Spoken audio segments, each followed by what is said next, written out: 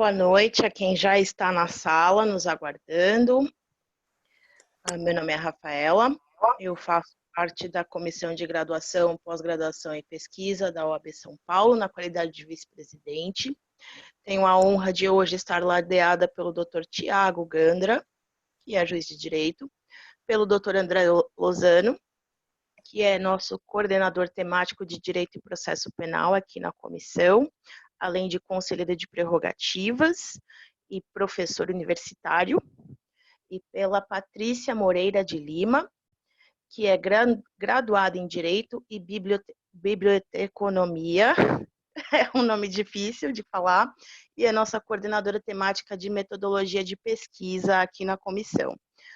Hoje, que é um dia bastante emblemático, partindo do debate aberto pela série da Netflix, Comentários Condenados pela Mídia, nós vamos tratar o impacto das coberturas midiáticas e de imprensa em casos judiciais de grande repercussão, qual é o papel da mídia e da imprensa nessas pautas jurídicas, quais os reflexos para a comunidade jurídica, tanto no embasamento teórico quanto nas teorias práticas ótimas, mas na aplicabilidade disso, como é que isso funciona, como isso impacta a sociedade, como impacta o direito em si, sua aplicação, sua não aplicação, e como é que a gente consegue pautar um debate, incluindo a advocacia, a academia, o judiciário, que hoje está aqui presente, representado,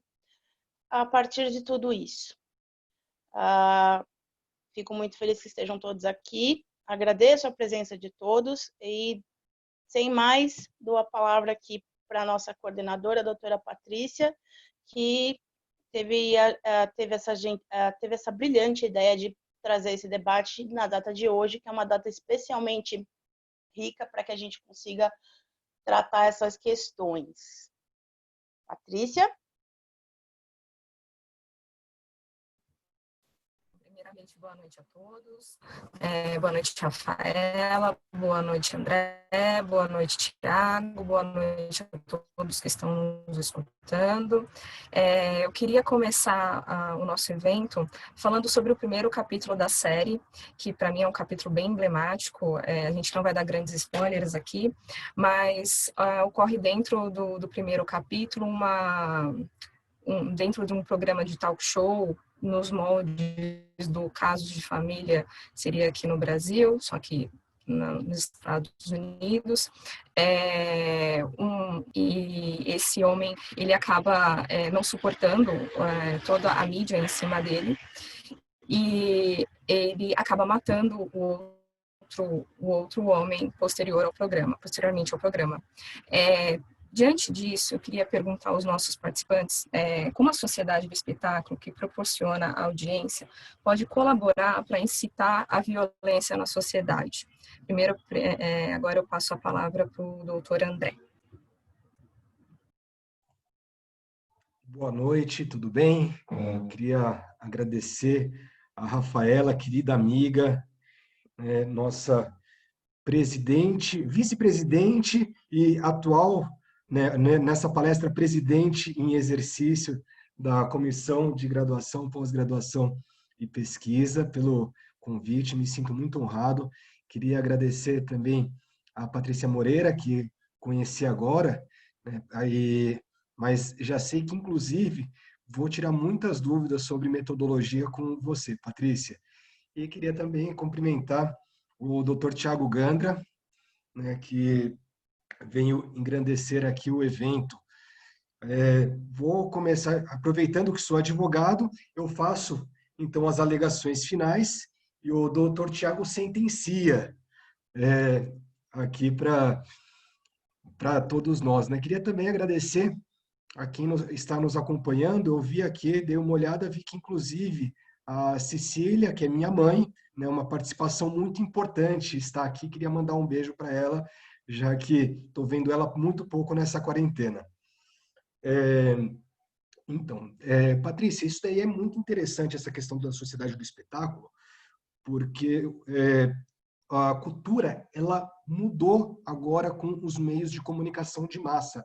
Isso daí é muito trabalhado pelo Vargas Llosa num livro chamado A Civilização do Espetáculo, em que ele traz essa ideia, mostrando que com os meios de comunicação de massa, a cultura ela passou a ser difundida para todos.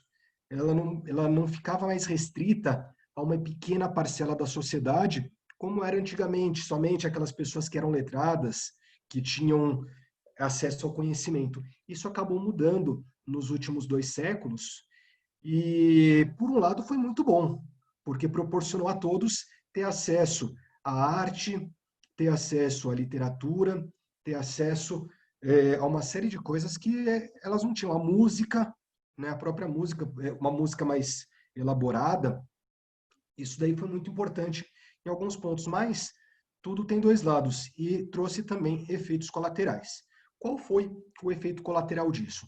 A cultura, ela passou a não ser apenas algo que voltado para o conhecimento, mas algo que era principalmente, hoje a cultura é principalmente voltado para o entretenimento, voltado para a diversão.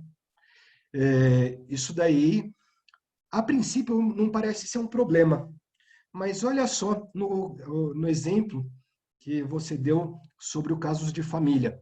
Era um programa aqui no Brasil que tratava que expunha as pessoas de uma forma muito violenta, né, e faziam verdadeiros barracos, né? A gente pode também falar do programa do Ratinho, em que as pessoas iam para lá para anunciar que aquele era o pai de uma criança, fazer o famoso teste de DNA do Ratinho. E é uma exposição muito violenta da intimidade das pessoas. Imagina só você descobrir que tem um filho por um programa de TV. Né? Imagina como você recebe isso. Né? No caso do programa americano, o rapaz ele foi para lá e recebeu e ficou sabendo que tinha uma pessoa, um outro homem interessado nele, numa sociedade que era homofóbica, né? É homofóbica que era ainda mais. E ele acabou ficando extremamente perturbado e tomou uma medida drástica, que é impensada, uma medida horrível, que foi matar o rapaz que foi se declarar para ele. E tudo isso foi passou na TV e depois o julgamento passou na TV, só que o julgamento passou para entreter as pessoas, né? Ele não passou para dar uma transparência, para mostrar, olha como o judiciário funciona. Não, ele passou como se fosse outro programa de TV, como se fosse uma novela. Aliás, a gente pode fazer o paralelo aqui no Brasil com alguns casos. A gente pode fazer o paralelo, por exemplo, com o caso dos Nardoni, da Susana von Richthofen, mais recentemente do Mensalão, da Lava Jato e, inclusive, hoje tivemos um desdobramento que foi a prisão do Queiroz, né, em que as pessoas elas estão mais preocupadas muitas vezes não com o conteúdo da informação, mas com a novidade daquela informação. Né? O objetivo não é entender o que está acontecendo, não é buscar transparência, mas sim entreter as pessoas e manter a audiência em níveis elevados. E isso, a gente tem que tomar muito cuidado porque os limites são muito tênues entre a informação, a liberdade de expressão e também a intimidade. Porque imagina só que uma pessoa, vamos pensar no Queiroz hoje, né? O Queiroz hoje ele foi preso, a vida dele foi devassada, foi exposta. Todo mundo hoje sabe quem é o Queiroz, né? É conhecido como o laranja da família Bolsonaro. Agora imaginem só, se daqui a 2 ou 3 anos, depois de um processo penal que ocorra normalmente, que respeite todos os ritos e o direito à defesa, venha a ficar provada a inocência do Queiroz. Eu não estou nem falando dele ser absolvido, estou falando de ficar provado que ele não é autor do crime ou que o fato praticado não é o crime. Como vai ficar a vida desse sujeito?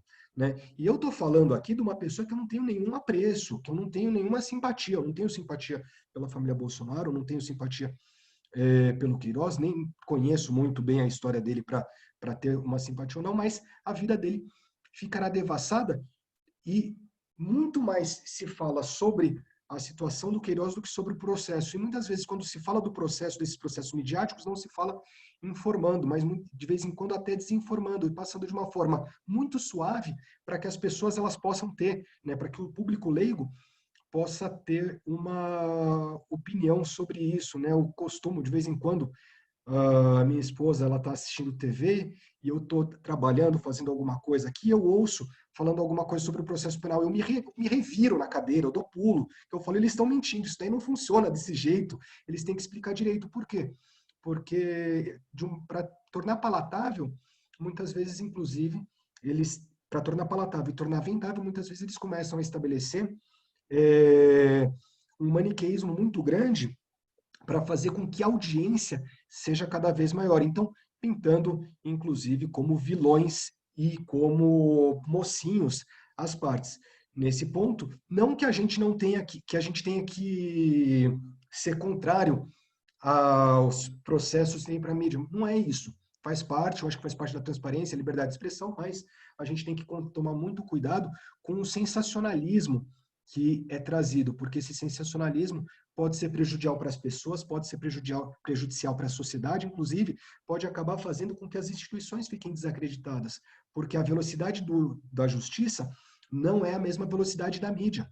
A mídia, ela quer uma justiça self-service, só que se a justiça for self-service, ela vai ser uma justiça ruim, ela vai ser uma justiça que, aliás, ela não vai ser uma justiça, ela vai fazer qualquer coisa, menos justiça.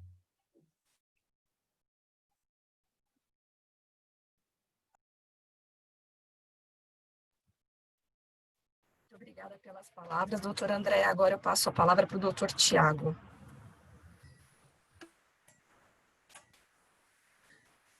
Primeiro, né, boa noite a todos aí que estão nos ouvindo. Eu queria especialmente agradecer esta oportunidade, né, a doutora Patrícia, que através aí das redes sociais me contactou e a gente teve a oportunidade de vir aqui conversar com vocês. É um prazer, é um imenso prazer para mim sempre que eu estou aí na casa dos advogados, porque eu advoguei por 6 anos antes de ingressar na magistratura, porque eu tenho bons e velhos amigos advogados, porque meu pai é advogado, de modo que eu me sinto muito confortável aqui entre vocês e cumprimento, né, André e doutora Rafaela, certamente na pessoa da Patrícia, que foi quem me fez o convite. E vou trazer aqui os meus pitacos, as minhas opiniões sobre isso tudo, sempre respeitando aí o doutor André, pelo que eu pesquisei aqui, tem livro lançado, né, na área da criminologia, e isso nunca foi uma área, eu confesso, de um estudo mais aprofundado da minha parte, que sempre preferi mais ali a questão da execução penal, do Código de Processo Penal e do próprio Código Penal, mas minha área mais de estudo de magistério, mas de toda maneira, o tema é muito interessante. E aí eu fiz o dever de casa, eu assisti todos os episódios da série, viu, Patrícia? E assim me surpreendi com muita coisa, achei muito interessante. E aí, sobre esse episódio especificamente, eu queria começar, né, questionando e assim, revelando algo que todos nós sabemos, mas temos dificuldade, às vezes, de raciocinar dessa forma. Né? Como o André bem disse, a gente vive numa sociedade hoje em que a difusão da informação é horizontalizada e a gente tem pouco tempo e, às vezes, tem muita pressa, mas pouca velocidade, é pressa sem velocidade, para verticalizar e aprofundar. E nesse sentido, né, quando eu falo, né, de sociedade do espetáculo, quando eu falo disso tudo, eu lembro do seguinte, o crime, ele é um fenômeno social, né? O crime, aliás, não se combate criminalidade, não se enfrenta crime com direito penal, né? Com política criminal, com política social. E aí, por mais terríveis, né, que possam ser aí algumas ações que a gente encontra, que a gente vê na prática, a gente lida no dia a dia, por mais terríveis que possam ser, a gente não pode se esquecer que elas são cometidas pela mais comum das pessoas. Né? O mal não está atrás de nenhum bicho-papão, de nenhum monstro, né, de nenhuma evocação sobrenatural que nós né, temos aí na nossa mente. São indivíduos normais, como todos nós, que circulam nas ruas como todos nós, no dia a dia. E logo nesse primeiro episódio, né, do talk show lá do assassinato, a gente percebe claramente assim, como que a proteção da intimidade, da vida privada, né, foi solenemente ignorada e o indivíduo foi exposto a uma situação de constrangimento público, né, como o André falou, numa sociedade que ainda hoje tem severos resquícios, e para não dizer totalmente homofóbica, imagina aquele tempo, né, eu não lembro exatamente a data do episódio, mas salvo engano nos anos 80, que o episódio teria acontecido nos Estados Unidos, e assim, quantas vezes isso acontece na imprensa, nas redes sociais, né, que reações isso tem produzido todos os dias no nosso cotidiano, né? Qual o limite de atuação das mídias nessa espetacularização da vida real, né, transformando os programas de televisão que elevam o crime a um patamar de entretenimento, como bem disse o André, promovem um total desserviço à comunidade jurídica e à própria sociedade, não tem nenhum objetivo de informar, só tem o objetivo de entreter e, obviamente, manter a audiência e manter rentável, né, o seu produto, a venda de espaço de publicidade, em detrimento, né, da proteção de um direito que eu diria que é mais, porque, aliás, eu disse que eu me sinto confortável aqui entre os colegas advogados, em todos que nos assistem, mas não me sinto confortável em discutir esse tema, porque assim, o simples fato de assistir os 6 episódios me trouxe tantos dilemas que eu precisaria escrever um livro para conseguir explicar tudo que eu percebi naquilo ali. E o que me chama muita atenção é o fato de que todas as vezes que a gente discute direitos constitucionais, vem sempre aquela história, né, do Alexis, proporcionalidade, razoabilidade, precisamos equilibrar para ver qual princípio deve prevalecer, enfim, sempre traz essa discussão. E todas as vezes que nessa discussão entra o direito de imprensa, parece que esquece disso tudo. Porque não, a imprensa é um superpoder e não, nós não podemos atacar a imprensa. Não, calma aí, ninguém está falando de atacar a imprensa. O que eu estou querendo dizer com essa minha fala é que, embora a imprensa seja, sim, a liberdade, né, da imprensa, um pilar do Estado Democrático de Direito, da democracia, não há nenhuma dúvida com relação a isso, a imprensa também pode abusar desse direito. E aí eu lembro que o que se viola nesse episódio, né, vida privada, intimidade, decorre da dignidade da pessoa humana, que muito mais do que um princípio ou um direito garantido na Constituição, é fundamento da República. E, a meu sentir, um fundamento dentro da Constituição, quando eu pego lá aquele artigo e vejo lá os fundamentos da República, aquilo está acima de qualquer princípio, porque é fundamento, é o que fundamenta, é a base da República Brasileira. Então, assim, o que a gente verifica muito claramente é assim, nós temos diversos hoje, né, programas, ainda hoje, programas sensacionalistas na área criminal. Teve episódios anteriores, mas o que ficou mais famoso na época do Gil Gomes, né, que ganhou notoriedade nacional, aquele programa de criar do crime, fazer do crime um espetáculo, né, de entretenimento para as pessoas. E hoje nós temos, né, em todos os estados da federação, nós temos um programa regional, né, que explora aí o crime e esse espetáculo.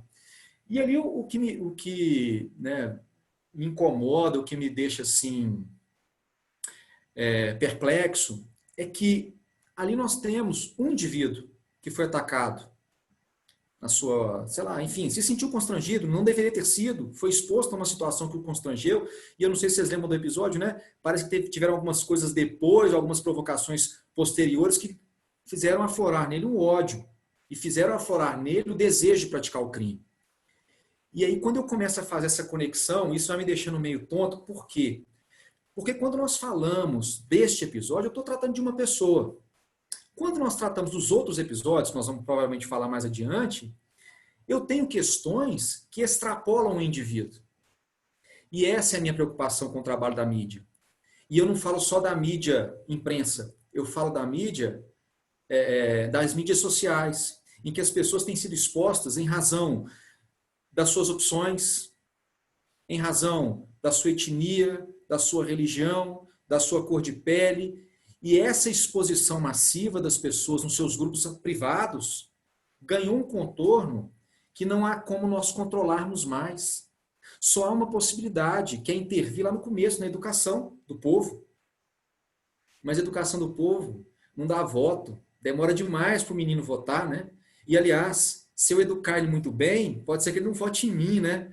Então, isso virou um dilema tão grande essa situação da exposição das pessoas, não apenas em razão da sua intimidade, mas em razão especialmente de grupos que ela integra, de etnias, de cor de pele, enfim, de opções sexuais, que nós perdemos o controle, nós perdemos a mão nessa sociedade do espetáculo, né? O espetáculo agora eu recebo aqui no meu celular, todos os dias. E eu transmito através do meu celular todos os dias. Ou seja, nós temos, cada um de nós, dentro do nosso bolso, um mecanismo incrível de difusão do ódio, de difusão de humilhações, de difusão de constrangimento.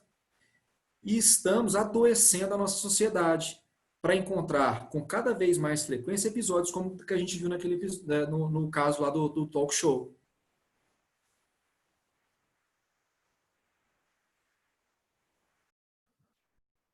Exatamente, doutor Tiago. Agora eu vou passar para outra pergunta, mas antes de mais nada, eu queria falar para os que estão ouvindo a gente que vocês podem fazer perguntas pelo Q&A que está escrito embaixo da plataforma do Zoom, tá?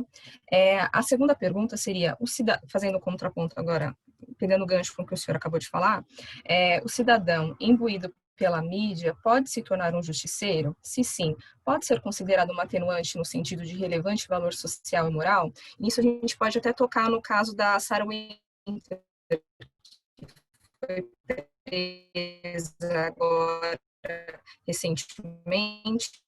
Será que ela poderia alegar ou para se vender? Passo a palavra agora para o doutor André.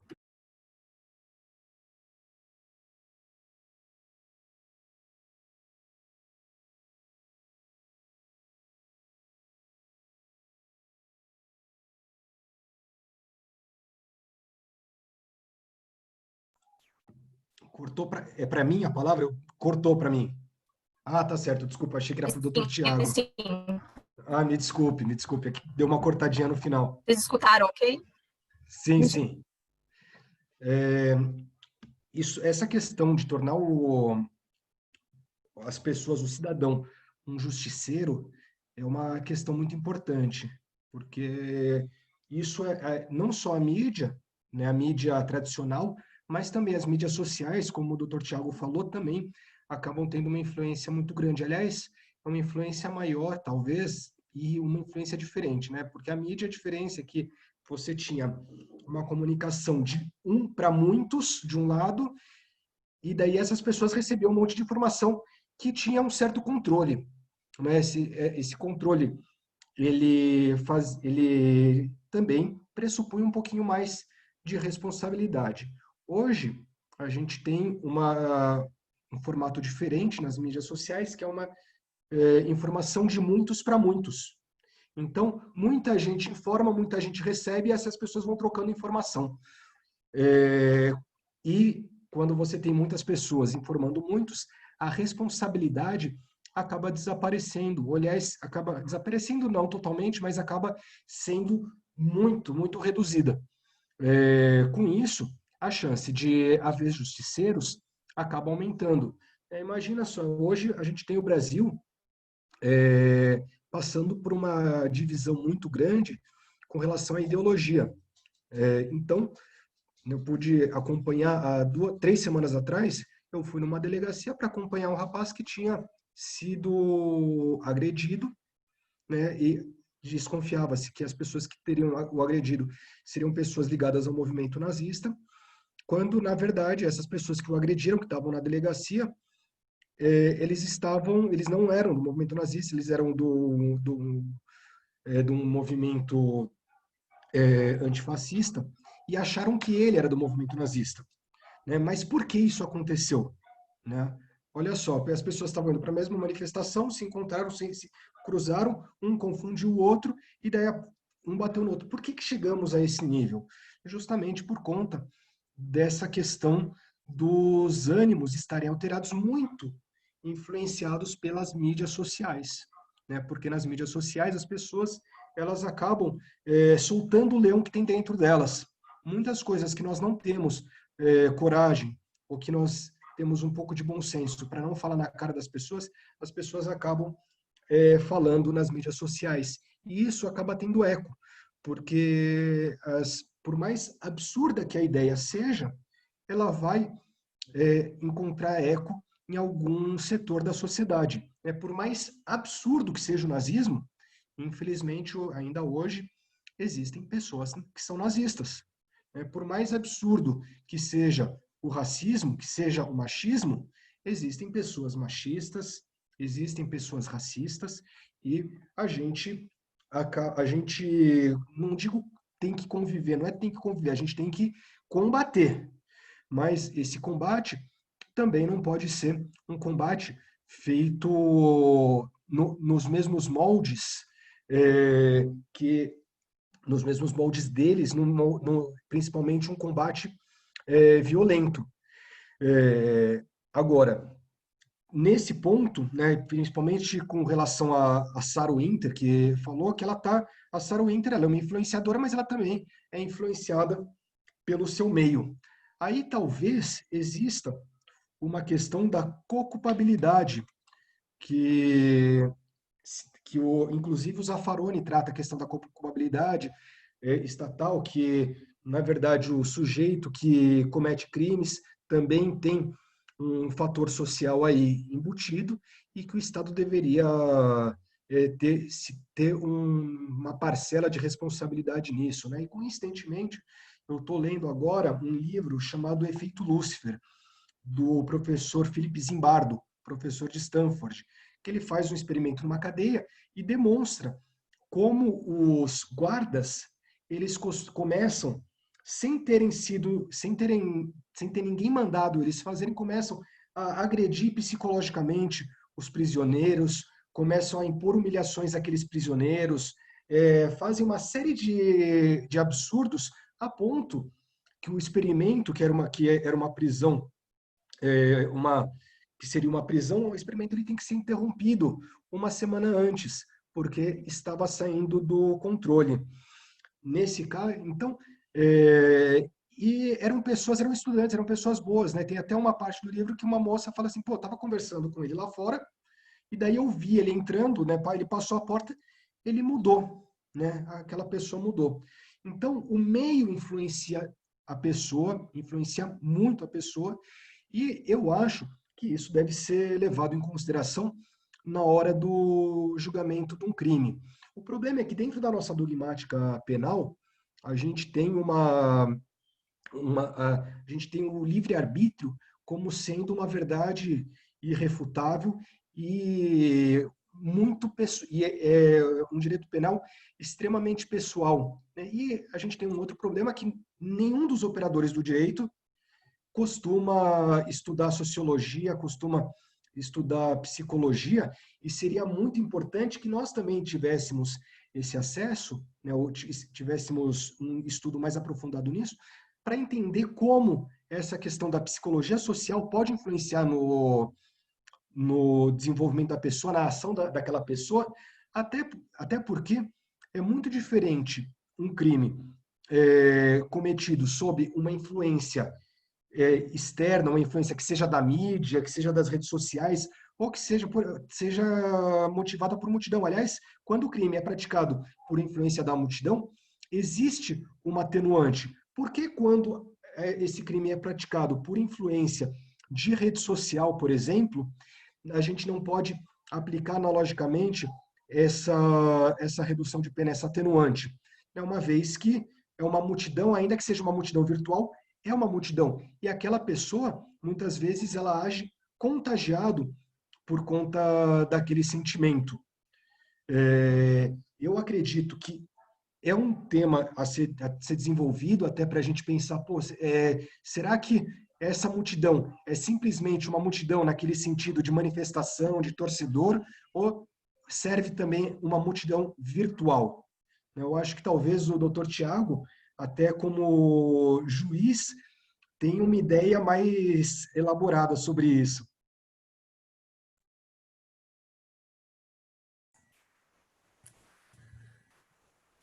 Bom,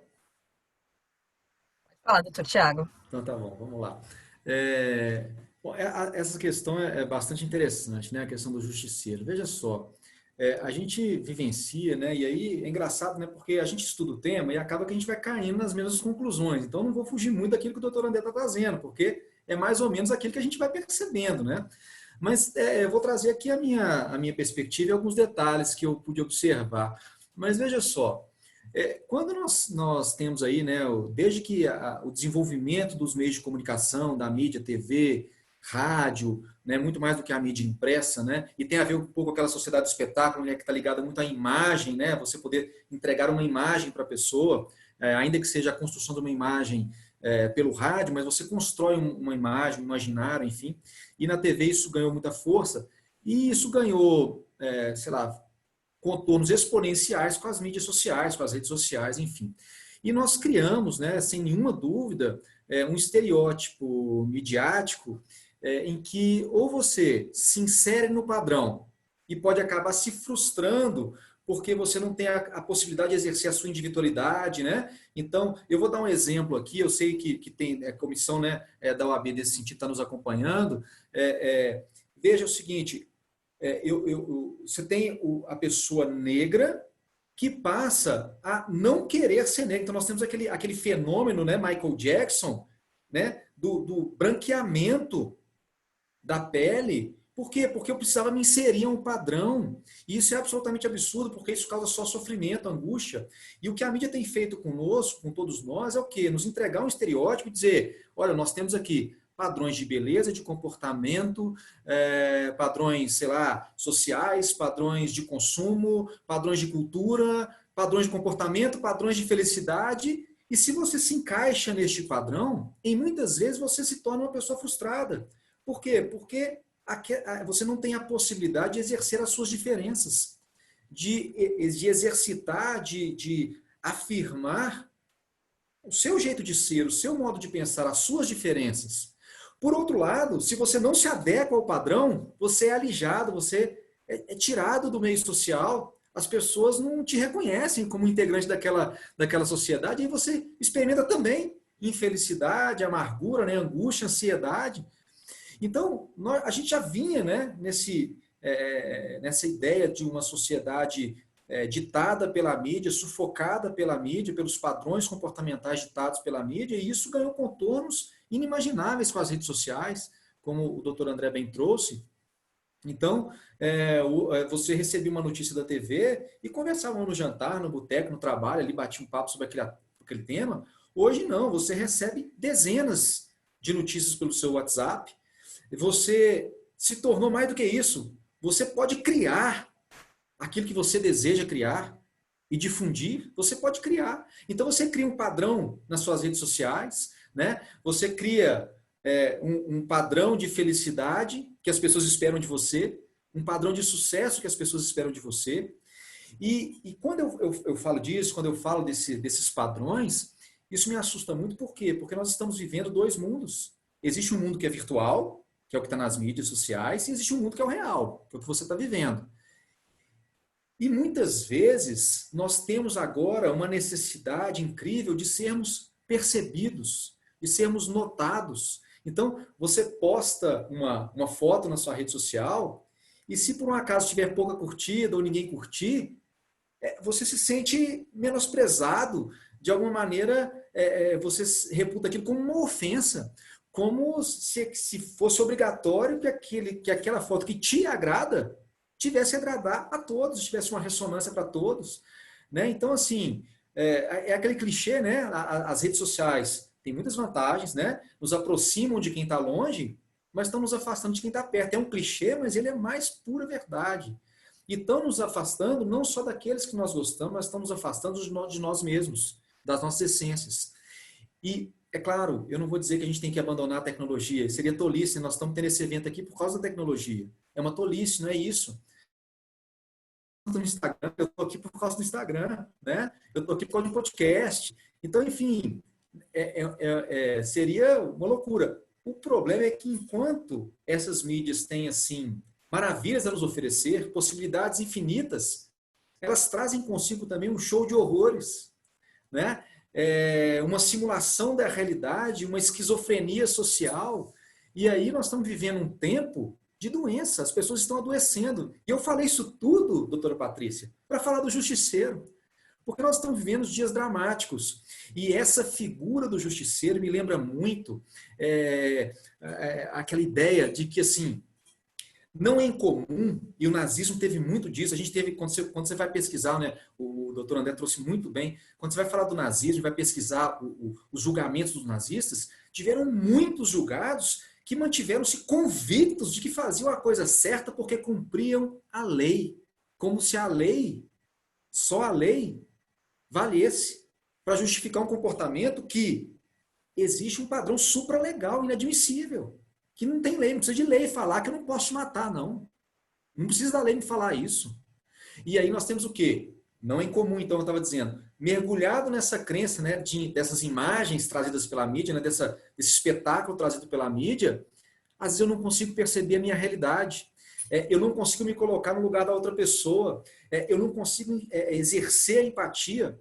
Né? Eu tenho um problema que e serve muito para os dias atuais, né? Que eu costumo dizer assim, não é nem burrice, nem ignorância, é o fato de que aquilo está internalizado, está em mim.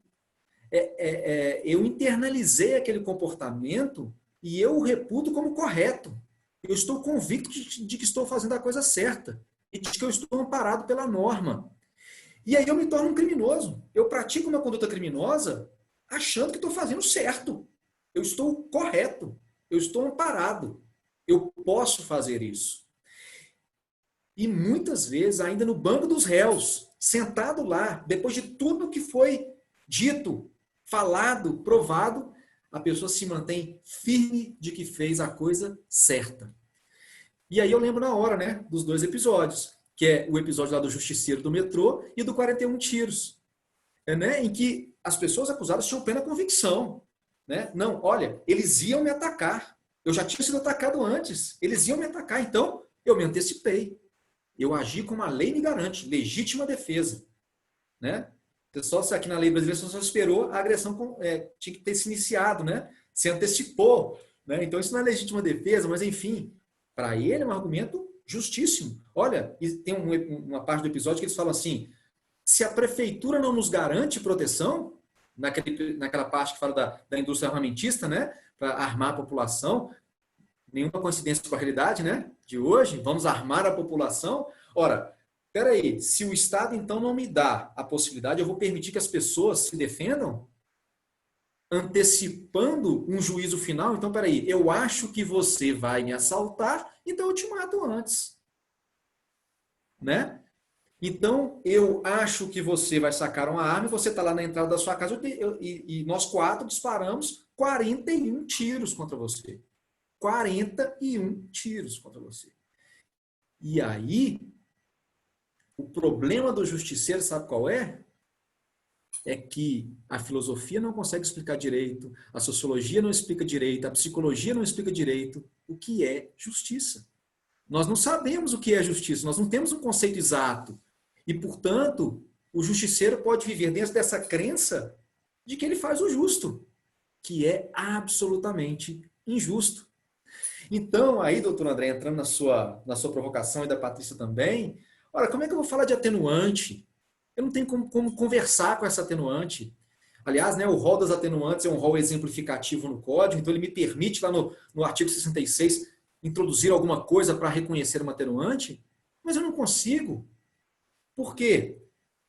Porque aí eu acho que eu estaria colocando, como é que eu vou dizer? Eu estaria reconhecendo um padrão de justiça que eu não posso reconhecer. Né? Eu não tenho como reconhecer esse padrão de justiça que você escolheu. Eu não tenho. Né? Eu quando entrei na magistratura, eu fiz um juramento de cumprir a lei, né? Cumprir a ordem do Estado, cumprir a Constituição. E eu não posso admitir que alguém resolva fazer justiça pelas próprias mãos, a não ser quando a lei autoriza. Né? Na defesa da sua posse, na legítima defesa. Então, tudo bem. E aí, essa questão, né, da multidão virtual, eu achei bastante interessante. Muito interessante. Mas sabe o que é mais interessante nisso tudo? É que nós, do direito penal, estamos engatinhando, né, em acompanhar a evolução social e tecnológica. Coisa que o direito civil já está se movimentando. Né? Tem um livro do meu amigo Bruno Zampier, né, professor de Direito Civil muito reconhecido, né, os bens digitais, em que ele trabalha. Olha, peraí, recentemente morreu, né, aquele atleta lá do basquete, e ele deixou uma rede social com não sei quantos milhões de seguidores. Isso tem preço, camarada. Isso tem preço. Como é que nós vamos negociar isso aí? Porque vale dinheiro. Quantos episódios? É porque a gente não conversa muito sobre isso. Mas você tem, sei lá, 1 milhão de seguidores. Tem proposta para comprar o seu perfil de Instagram. Olha, eu tenho uma empresa, os seus seguidores são mais ou menos o público que eu procuro. Então é o seguinte, olha, vamos fazer o seguinte, eu compro o seu Instagram, aí eu vou lá no seu perfil, modifico o nome, boto o nome da minha empresa e eu já surjo com a minha empresa na rede social com 1 milhão de pessoas disponíveis a receber o meu produto, receber o meu marketing. Então, o direito civil tem caminhado tentando resolver essas questões, né? E o direito penal não. O direito penal continua totalmente baseado no crime de homicídio. Se você reparar bem, é o crime de homicídio que guia o nosso Código Penal. Eu tenho dificuldade, eu dou aula de parte geral, quando eu vou lá explicar para os meninos agravantes, eu tenho vergonha porque são as qualificadoras do homicídio, é a mesma coisa. Né? Então, assim, nós temos um direito penal construído de uma forma que não nos permite fazer esse tipo de digressão.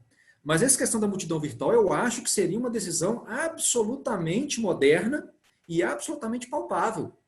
Palpável. Se eu tiver oportunidade, vou analisar, apreciar essa possibilidade. Agora, veja só, a ideia da co-culpabilidade, assim, o que eu penso muito naquela atenuante genérica lá, eu só fazer essa observação para encerrar sobre isso, mas eu uso ela muito, sabe quando? Vou dar um exemplo aqui prático, do dia a dia. O sujeito apresenta, né, parado numa blitz, apresenta uma carteira de motorista falsa, um documento falso. Ele não conseguiu tirar a carteira e comprou a carteira e apresentou na blitz. Então ele vai ser processado, né, o uso de documento falso e tal. Nesse tipo de processo, se no curso do processo penal, o indivíduo, pelos meios regulares, tira a carteira de motorista, se habilita e me apresenta, fala, olha, doutor, estou aqui apresentando nas alegações finais, inclusive, eu estou tão arrependido que eu fui lá, fiz os exames todos que eu tenho que fazer e estou com a minha carta. Aqui, ó, minha CNH bonitinha. Eu reconheço uma atenuante genérica. Por quê? Porque o indivíduo percebeu, ele se enxergou, ele percebeu o erro e viabilizou que eu pudesse dar um prêmio a ele. Pô, que bom que você percebeu que fez errado. Isso é justo. Né? Então, nessa perspectiva que eu uso aí essa atenuante genérica, mas ela é bem difícil de usar, sabe? Nós temos muita dificuldade de aferir essa co-culpabilidade na prática, né? Até porque vai vir aquele discurso da meritocracia, né? Então, assim, tudo bem, nós dois nascemos numa zona, né, de desvalidos, de esquecidos pelo Estado, você virou bandido e eu virei professor, né? Então, eu tenho meu mérito. Que direito você tem de ter essa atenuante aí, pela omissão do Estado? Né? Então a gente entra numa discussão que inflama novamente essa discussão que a gente vive hoje, né? Dos esquerda, direita, né? Bolsominion, Lula livre, enfim, toda essa discussão.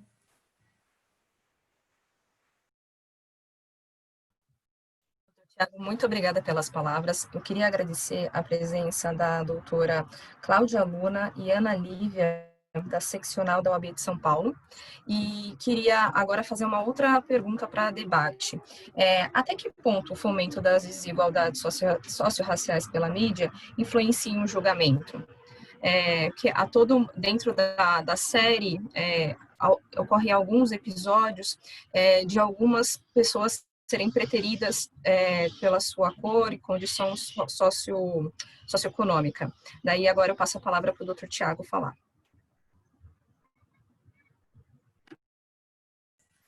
Nós temos lá, né, nesses 2 episódios, né, do 41 Tiros e o Justiceiro do Metrô, né, nós temos aí, né, como base, né, uma narrativa envolvendo a questão racial, né, o preconceito, né, com o jovem negro da periferia americana, e chama atenção, né, porque recentemente, né, muito recentemente, nós tivemos um outro episódio nos Estados Unidos, né, o caso do George Floyd, né, eu não posso respirar, e ainda assim a polícia atua. Enfim, e pior, né? Tudo filmado, nós estamos vendo a cena acontecer, o que motivou, né, uma revolução, né, mais uma vez se inflamando todo o país, envolvida nessa questão racial, que é um problema muito sério nos Estados Unidos, embora a gente vá lá, né, a gente visite, né, e a gente passeie, e vai na Disney, e vai não sei aonde, né, enfim, os Estados Unidos eles são muito bons em entretenimento, né, eles sabem realmente oferecer um produto de muita qualidade para o consumo, né, de todo mundo, desde, né, o entretenimento lá do dia a dia até a alimentação fast food, que, né, revolucionou o mundo, né, da indústria alimentícia, até os filmes de Hollywood, enfim.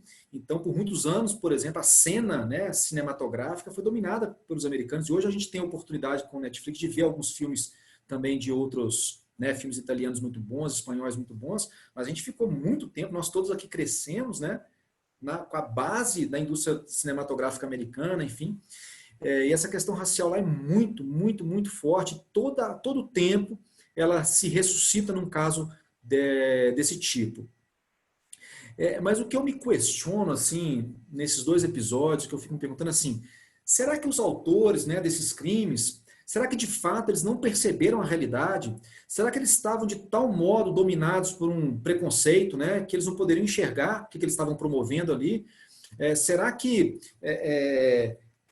esse preconceito era um preconceito real, que eu tenho consciência, ou será que este preconceito é um inconsciente? Foram todas coisas que eu fui me questionando.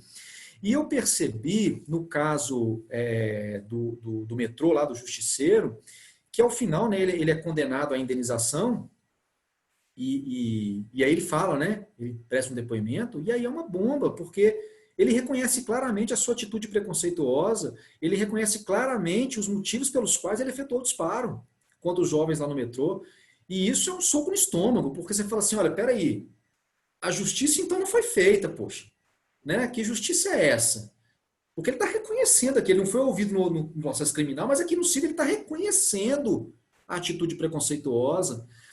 E aí, assim, chegando à sua pergunta, né, até que ponto isso pode influenciar um julgamento? Quando nós falamos, né, de influência no julgamento, eu queria só atentar para uma coisa que me chamou muita atenção. Reparem o seguinte, eu anotei aqui, ó, nos episódios da questão racial, quer ver? O justiceiro foi absolvido pelo crime, os policiais foram absolvidos pelo crime. Então, vejam só, toda a pressão popular era pela condenação. Popular, que eu digo, é a população negra, né? Se insuflou pela condenação. A imprensa noticiava todo esse mecanismo, toda essa situação, né? As pessoas inflamadas na rua pedindo justiça e tal. E o júri não se influenciou pela essa movimentação popular, né? Por essa movimentação étnica, enfim, racial, enfim. Eles absolveram, nos 2 casos. Quando a gente vai para o caso do estupro coletivo, nós temos de novo uma movimentação popular dos imigrantes portugueses. Agora pedindo o quê? A absolvição. E os 4 que promoveram o estupro, propriamente dito, né, aqueles 2 que assistiram foram absolvidos, mas os que promoveram foram condenados, ao contrário do que as pessoas queriam. Eu fiquei me questionando, falando, peraí, até que ponto, então, esses jurados são influenciáveis? Pela mídia ou pelas pessoas na rua? E aí, assim, vamos falar de Brasil, né? Eu acho que no Brasil, essa possibilidade, né, dessa influência, para o juiz togado, né, eu acho que ela é muito remota. Porque, veja só, quando eu falo do juiz togado, né, o juiz que passou pelo concurso público, foi aprovado no concurso, eu não estou falando, de jeito nenhum, de um juiz que é absolutamente neutro. Isso não existe, né? O juiz ele é imparcial, mas imparcialidade não é neutralidade. O juiz é imparcial e ele tem que ser por imposição legal. Mas o juiz é um ser humano e ele traz consigo todas as suas experiências pessoais, né? Todas as vivências, as experiências que ele teve no decorrer da sua vida. E obviamente que essa vivência e a forma como ele enxerga o mundo vão influenciar nas suas decisões. Só que ele tem um limite. Por quê? Porque a Constituição exige que ele fundamente a sua decisão. E um novo artigo 315 do CPP, que para mim é uma teoria geral das decisões judiciais, tem lá quando que uma decisão não é fundamentada, né, incluída pelo pacote anticrime. Então, o juiz ele pode até não ser neutro, mas para ele conseguir absolver ou condenar por uma convicção pessoal influenciada por qualquer fator externo, inclusive a mídia, ele vai ter que explicar isso na sentença. E como é que ele vai explicar, por exemplo, que ele está condenando aquele sujeito porque o juiz é negro e ele já sofreu muito preconceito e naquele episódio ele acha que a atitude foi preconceituosa.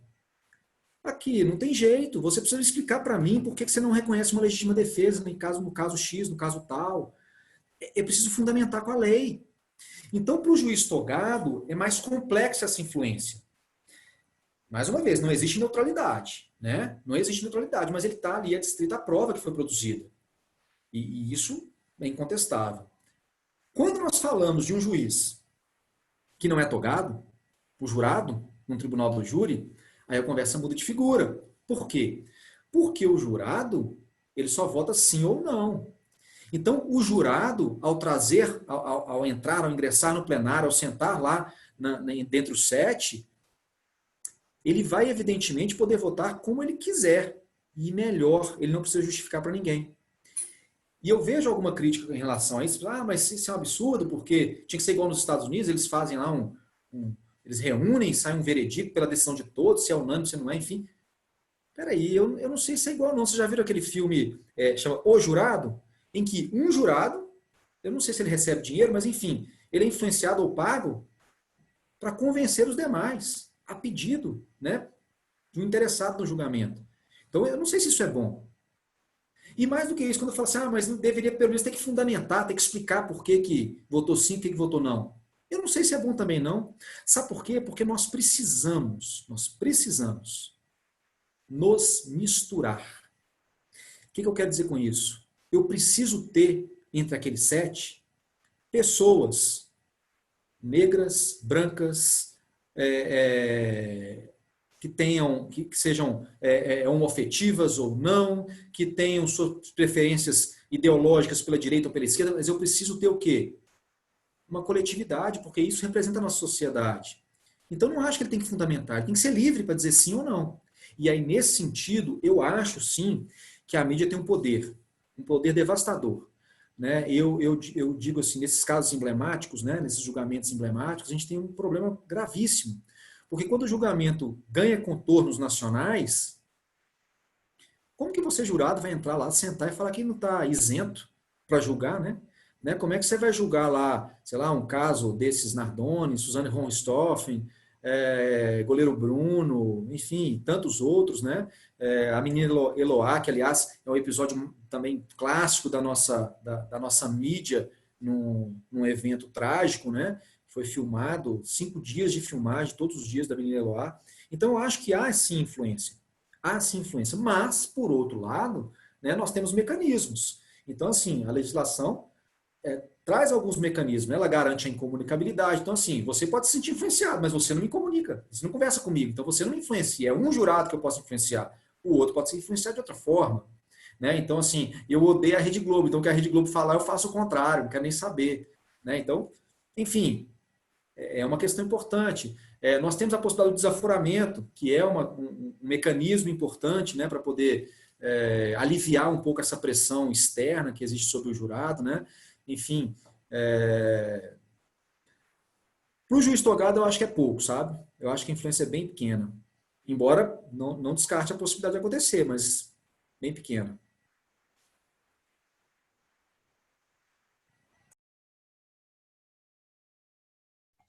Bom, agora eu passo a palavra para a doutora Rafaela Reis. Doutores, boa noite. Estou adorando estar aqui como ouvinte dessa palestra, deste debate, dessa dualidade de ideias, e aproveitando o que foi dito a respeito da influência, da espetacularização dos casos, de alguns casos midiáticos e da influência que eles têm nas pessoas que vão fazer esse juízo de valor, escutei algumas palavras aqui que acabaram me trazendo algumas lembranças do que está acontecendo no Brasil. Escutei a expressão 40 tiros. Lembrei logo da expressão 80 tiros.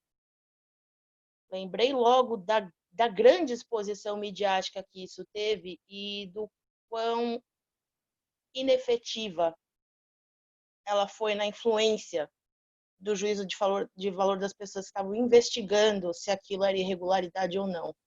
Das pessoas que concluíram em inquérito administrativo para apurar responsabilidades, que a conduta de atirar em plena luz do dia contra uma pessoa negra que não portava nenhum dispositivo letal era lícita. Acabo me lembrando de um dos últimos arquivamentos emblemáticos da Corregedoria da Polícia Militar aqui de São Paulo, que julgou que encurralar pessoas em vielas para que elas morram pisoteadas é conduta lícita da Polícia Militar. E isso independentemente de filmagens, independentemente da exposição, que foi grande na mídia.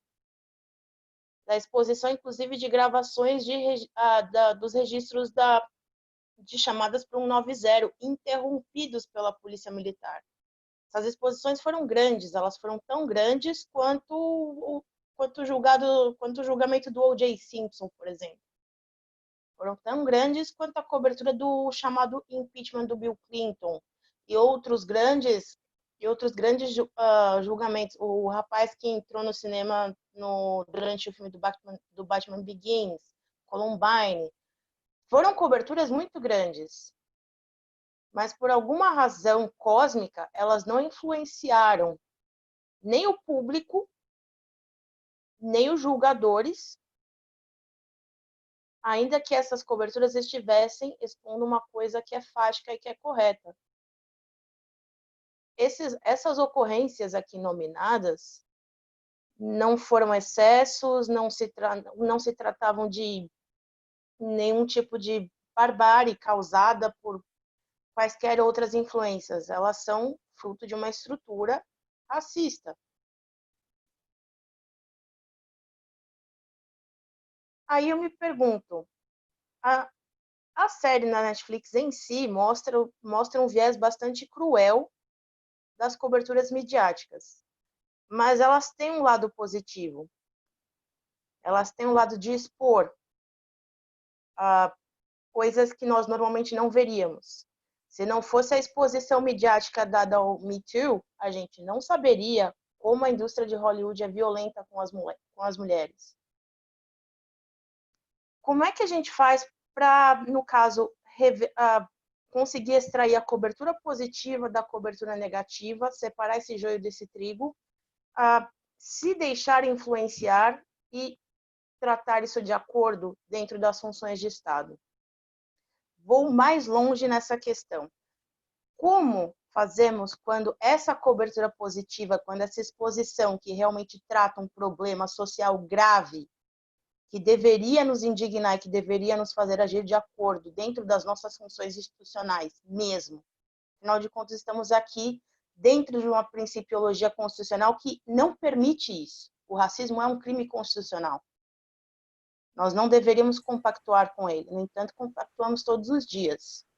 O doutor disse que o magistrado geralmente não se corrompe com isso. No entanto, a gente está aqui com uma sentença proferida em Campinas, de 2016, que fala que pessoas brancas não têm estereótipo de bandido. É complicado. Isso assim... Como é que a gente faz? Como é que a gente faz nessa hora, quando essa exposição boa não funciona, quando essa positividade não funciona nem no público, nem na gente? A gente está à beira da anomia? Eu gostaria que tanto o senhor quanto o André dessem seus pareceres, porque eu entendo que a gente precisa dessa construção. O judiciário precisa conversar com a advocacia mais, e a advocacia precisa conversar com o judiciário muito mais. A gente precisa se encontrar mais nesses momentos e debater as ideias para que a gente consiga aplicar melhor e concretizar esse projeto de sociedade livre, justa e solidária. Então, eu acredito que esse seja o momento ideal para a gente conversar.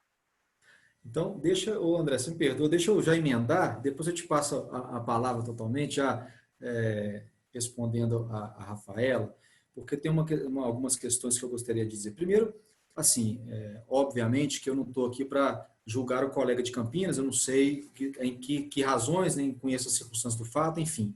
O fato é que se existe uma frase dessa na sentença, ela é inadequado na minha, né, concepção. Agora, e aí eu vou trazer uma observação, né, pessoal, e vou trazer uma iniciativa que eu acho muito louvável nessa área.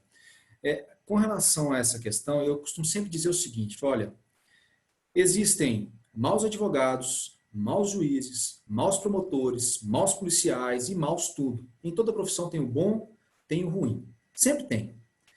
Eu costumo dizer, e eu, graças a Deus, não me lembro de um problema mais grave com nenhum advogado, por algumas razões que, para mim, são básicas. É que, ao reconhecer um Estado democrático de direito, eu parto do pressuposto de que cada um dos atores da justiça exerce o seu papel. E se eu respeito o papel que você exerce, e você respeita o papel que eu exerço, nós vamos construir justiça. E não vamos desmoronar justiça. Então, quando eu vejo brigas, né, e aqui em Minas nós temos casos emblemáticos, porque tem um advogado aqui muito famoso na mídia, né, em criar problemas, em brigar, em discutir, e eu não estou falando mal dele, é que nós fomos preparados, construídos nas nossas faculdades para o litígio, para a discussão. Eu estou falando isso tudo por quê? Porque esse tipo de espaço aqui, para mim, é importantíssimo. Porque quando um advogado vai exercer lá o papel, né, a defesa de alguém, eu tenho que respeitar o exercício desse papel. Porque é o trabalho dele. É ali que ele ganha dinheiro, é o trabalho dele, é um direito constitucional de qualquer pessoa que está sendo processada. Do mesmo jeito, quando o juiz decide, o advogado tem o quê? Tem um recurso nas suas mãos. Então, se tem um negócio que eu acho deplorável, bate-boca em audiência, quando você tem uma decisão, o advogado não concorda, aí o advogado bate-boca com o juiz responde ao advogado, aí vira aquela confusão. Peraí, vocês não estão entendendo o papel de cada um, não? Primeiro, o advogado tem direito de reclamar. Porque ele pode, inclusive, recorrer em audiência. Ele pode falar, não, peraí, mas eu não concordo, quero que conste meu recurso. E você, juiz, não tem direito de reclamar de nada, porque é o papel dele. Ao contrário, quando eu dou decisão, você tem o direito de recorrer, mas você não tem direito de me ofender. Por quê? Porque isso é um exercício da justiça. Cada um com o seu papel, cada um compreendendo o seu papel. Então, assim, eu nunca briguei com o promotor, porque eu sempre respeitei a posição dele, mas sempre exigi ser respeitado na minha. Nunca briguei com o advogado, porque sempre exigi. Então, essa é uma questão que nós, como comunidade jurídica, precisamos evoluir muito. Muito. A começar nas nossas faculdades de Direito. Nós precisamos formar pessoas preparadas para negociar. Hoje, o direito, o processo penal tem evoluído para negociação, né? Um processo penal negocial. Isso vai acontecer, isso é evolução. Nós temos que nos preparar lá na faculdade de Direito. E aí você me pergunta, tá, mas o que a gente pode fazer? Né? Então, quando eu vejo uma sentença dessa, né, que é uma sentença absurda, eu acho que a construção está muito antes da sentença. E aí eu vou trazer aqui uma iniciativa, eu até abri aqui na internet, porque eu tenho uma amiga que foi minha contemporânea de faculdade, e aí nós fomos encontrando ao longo da vida aí algumas vezes, e depois eu fiquei muito tempo sem vê-la, e ela era uma excelente profissional, negra, eu sucedi ela no estágio, e assim, eu lembro que para substituí-la foi muito difícil, porque ela era tão boa de serviço que eu tinha que me desdobrar para conseguir acompanhar aquilo que ela fazia, enfim. Depois ela foi coordenadora de uma faculdade em que eu lecionei, ela foi minha coordenadora. Professora fantástica, querida por todo mundo, uma profissional exemplar. Mas nunca tinha se enveredado por essa questão da desigualdade racial, ela nunca tinha sido... Né? Nunca entrou nessa seara. E já há algum tempo ela lançou um livro chamado O Lado Negro do Empreendedorismo. Afroempreendedorismo e Black Money. É um livro que ela lançou. Eu não tive a oportunidade de ler ainda, mas ela tem feito muitas palestras sobre isso, dizendo que, olha, nós produzimos riqueza. Nós temos que ser respeitados por isso. E nós precisamos nos blindar. Nós precisamos nos fortalecer para juntos construirmos. E me admira, e eu vou voltar para o seriado rapidamente, porque eu vi episódios lá de um negro defendendo que a ação do Justiceiro ou do 41 Tiros era legítima. E aí você fala assim, poxa, se aqui dentro nós estamos nos... né? E aí ela criou um Instagram, depois se vocês tiverem curiosidade de olhar, chama Juristas Negres. Sabe qual que é a perspectiva? É mostrar, revelar para todo mundo que existem excelentes profissionais e que muitas vezes são alijados, por exemplo, desse debate que a gente está tendo aqui, por um preconceito que é inconsciente às vezes. Eu não chamei porque não me chamou atenção. E são excelentes profissionais, doutores, pós-doutores, super graduados, e que poderiam estar debatendo nas mesas, nas palestras, e que são alijados do discurso por uma questão de cor de pele, ainda que inconscientemente, sabe, Rafaela? Então eu acho que uma iniciativa como essa, a meu sentir, é onde a coisa começa a mudar. É o resgate mesmo da autoestima. Então ela não alisa mais o cabelo, ela deixou o cabelo dela como é, e ela faz palestra para todo lado, e aí, esses dias eu conversei com ela no Instagram e falei assim, nossa, mas como você mudou? Ela falou, não, eu assumi a minha posição e vou defender os nossos direitos. E vou fazer valer. Eu vou mostrar para as pessoas que tem muita gente boa e que é alijada do discurso, da discussão.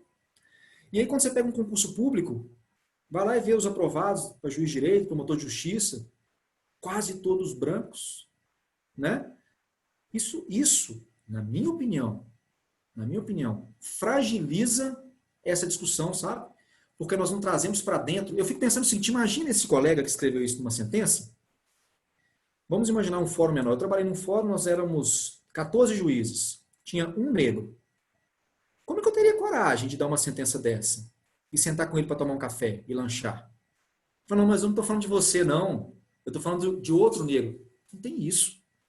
Então, eu acho que democratizar o ensino jurídico, democratizar o acesso à informação, iniciativas de afirmação da cultura, né? Afirmação da potencialidade que a comunidade negra, sem dúvida nenhuma, tem. São excelentes profissionais. Nós temos N exemplos de juristas de muita qualidade, né? De muita qualidade, e que são alijados do debate, né?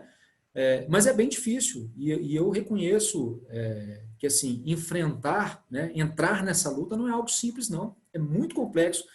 E para mim é mais difícil ainda, né? Não é meu lugar de fala. É difícil quando a gente ouve alguém que não é negro falar sobre isso, porque a pessoa fala assim, tá falando aí, mas não vive, né, no dia a dia o que acontece. Eu sei, é difícil para mim falar. E é por isso, é daí que partiu essa minha amiga. Ela disse, não, é importante você falar? É importante as pessoas de outras cores falar, mas nós precisamos também nos fortalecer, nos unir e trabalhar para mudar isso. Mas é bem difícil.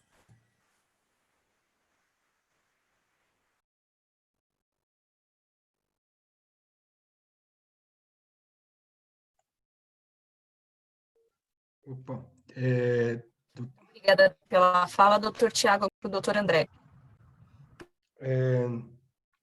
Já partindo aqui do que a Rafaela falou, primeiro eu queria até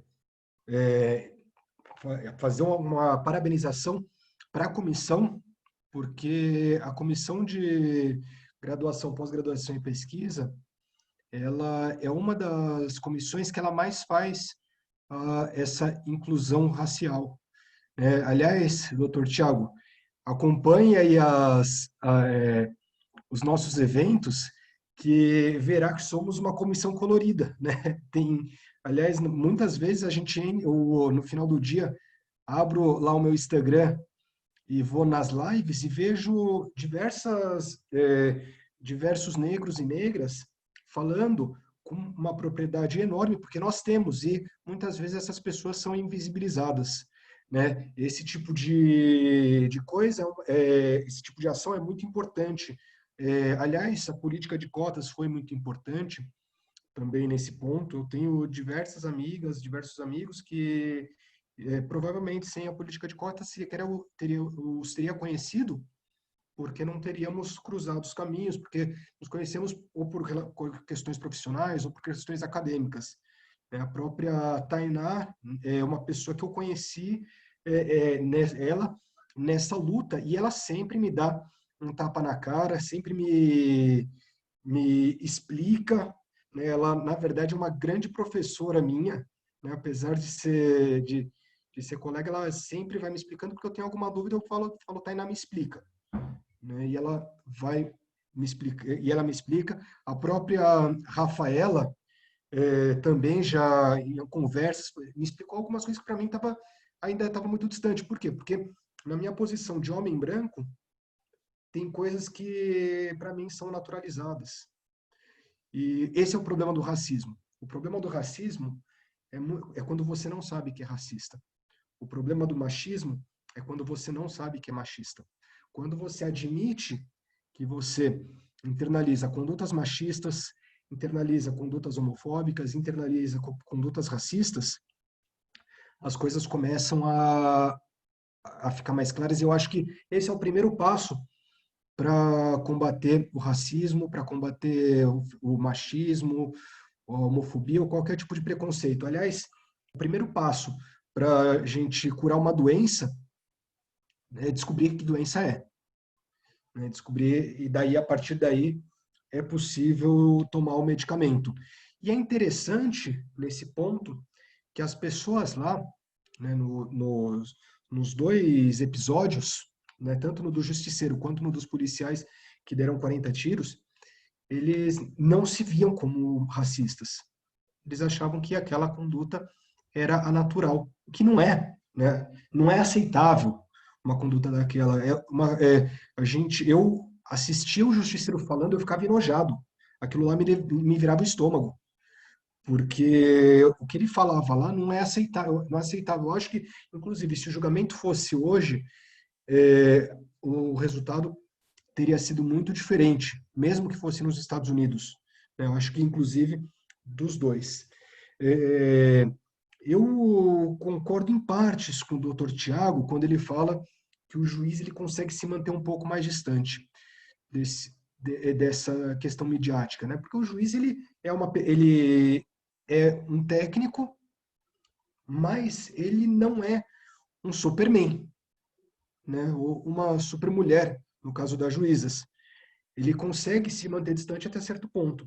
E essas questões, e principalmente quando envolve preconceito, quando envolve algum tipo de preconceito, qualquer que seja ele, o juiz ele também tem que se reconhecer quais são as falhas dele, se ele também tem racismo, se ele também tem alguma conduta machista, alguma conduta homofóbica, para que ele possa combater isso na sentença, para que ele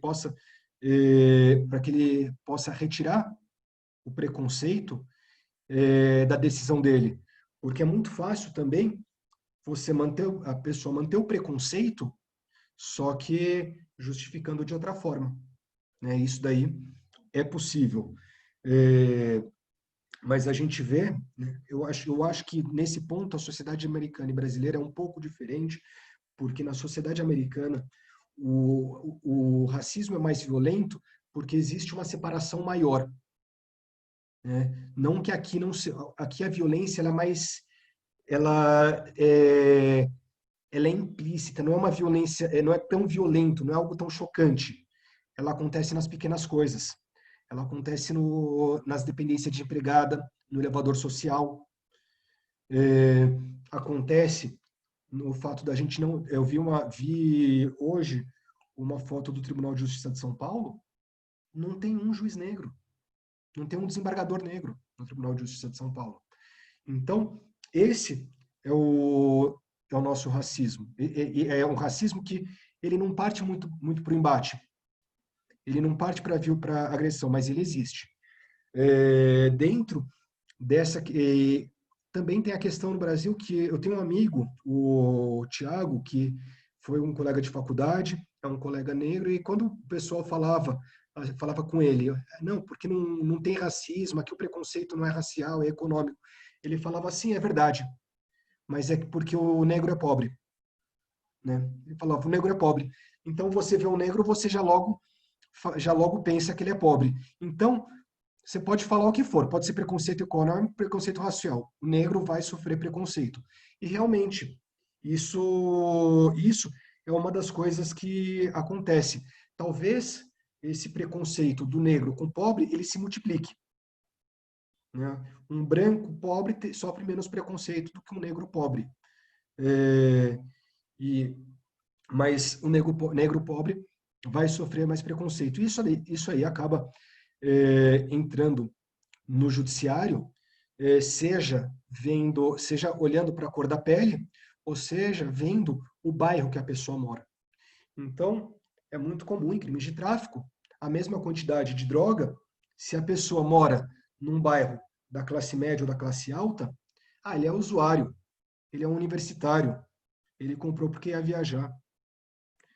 Agora, o pobre, que ele está com 2 trouxinhas de maconha, 2 papelotes de cocaína, era traficante, né? Aliás, o pobre não tem nem direito a usar droga, né? Não tem nem direito a... O rico tem direito a usar droga. Ele pode viajar com os amigos, fumar a maconha na praia, no sítio, cheirar a cocaína na festa. Agora, o pobre não, porque se ele estiver fazendo, ele está vendendo. O que é muito... Isso daí é um problema muito grande. Só que, obviamente, isso não vai ser colocado no papel. Vão falar, olha, eles vão esconder esses motivos, porque muitas vezes o próprio juiz ele não vê aquele motivo saltando aos olhos, é algo inconsciente, é algo que ele deveria, né, que ele deveria, que eu acho que nós todos deveríamos estudar mais psicologia, mais sociologia, para que nós conseguíssemos entender mais o que a gente está fazendo. Né? O Bauman, ele fala, né, num dos livros dele, fala assim, para que a gente vai estudar sociologia?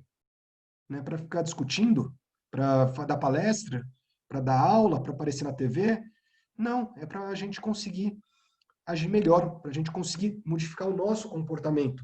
Para que eu, como advogado, vou estudar sociologia, além do fato de, eventualmente, auxiliar numa inquirição de testemunha, por exemplo, auxiliar numa retórica para o convencimento do juiz? Muitas vezes eu vou estudar psicologia para me conhecer melhor, para saber quais são os meus erros. E nesse ponto, a psicologia talvez seja muito importante para a gente entender essas razões de decidir que estão cobertas. Porque imagina só, Rafaela, Tiago, Patrícia, imagina só se aquele evento trágico que aconteceu em Paraisópolis tivesse acontecido no Morumbi, o bairro vizinho aqui de Paraisópolis, numa festa dentro do Morumbi. Imagina se tivesse acontecido uma festa em Copacabana, né? Se tivesse acontecido num bairro nobre de Belo Horizonte, né? Qual seria a repercussão? Mas lá as pessoas não estavam preocupadas, né? Porque acabavam, porque esse racismo internalizado se internaliza também nas instituições. Eles falavam, é mais um corpo pobre, é mais um corpo negro que saiu. E a mesma coisa que acontece também quando é um policial que morre. Porque lembrando que uma boa parte dos policiais que morrem em serviço também são negros. Sendo que a gente tem a polícia que mais mata, mas também a que mais morre. Né? Muitas vezes, negro matando negros. E só voltando rapidamente para a questão da influência no julgamento, acho que num julgamento que existe grande repercussão midiática, no júri está claríssimo como isso pode influenciar. Né? Inclusive, no caso dos atiradores, o processo, ele inclusive foi mandado para outra comarca,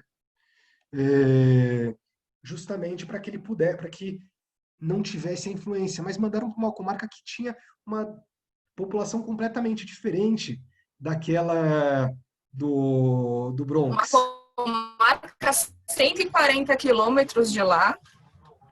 Sim, uma comarca 140 quilômetros de lá e de maioria branca. É completamente absurdo. Pode continuar, doutor André, desculpa. Exatamente. Então, talvez e daí a gente tem que ver também a influência nesse ponto que o juiz sofre Porque muitas vezes a gente é bombardeado toda hora. E se a gente não tomar cuidado, a gente vai internalizar, seja alguns preconceitos, seja por redes sociais, seja por televisão, seja por rádio, jornal, qualquer meio de comunicação. Se a gente não tiver um autoconhecimento, a gente vai acabar internalizando isso. E, né, como a gente falou no começo, rede social, a mídia, entretenimento. E é no momento que a gente baixou a guarda, que a gente não está preparado, que a gente é bombardeado. Nesse momento, muitas vezes o juiz ele chega cansado do trabalho, assim como nós advogados chegamos cansados do trabalho, e ele vê aquilo lá e ele acaba internalizando, ele baixou a sua guarda. É um momento que ele não quer pensar. É aquele momento que eu chego, que eu falo com a Elaine, e falo, Elaine, vamos ver uma comédia besterol porque eu estou cansado? É esse momento que muitas vezes, ao invés de ligar na comédia besterol, a gente coloca em algum noticiário, e daí a gente vê uma série de...